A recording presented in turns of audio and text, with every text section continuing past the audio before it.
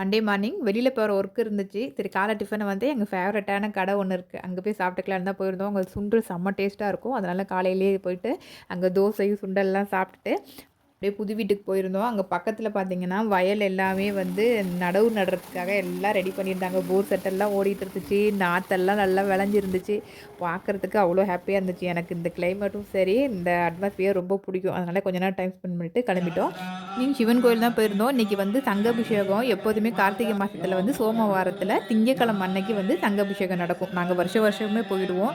மேல சங்கெல்லாம் 108, 1008 சங்கு வைப்பாங்க. வலப்புரி சங்கு, இடப்புரி சங்குன்னு 2 சங்கு வைப்பாங்க. வலப்புரி சங்குனா சிவனும், இடப்புரி சங்குனா பார்வதி அம்மாவும் சொல்லுவாங்க. இந்த யாகம் பண்றதுக்கு வந்து பூமியில எப்போதும் மழை பெஞ்சு எல்லாம் செழிப்பா இருக்கிறதுக்காக பண்ணுவாங்க. இந்த பூஜையில நம்ம கலந்துக்கிட்டோம் அப்படின்னா, எந்தவித தடையா இருந்தாலும் எல்லாமே நீங்கிடுங்கிறது தான் ஐதீகம். கண்டிப்பா உங்க ஊர் சிவன் கோயில்லயும் இந்த மாரி கார்த்திகை மாசம் நடந்துச்சுன்னா, கண்டிப்பா கலந்துக்கோங்க. நாளைக்கு வேற ஒரு இன்ட்ரெஸ்டான வீடியோல மீட் பண்ணலாம். பாய்.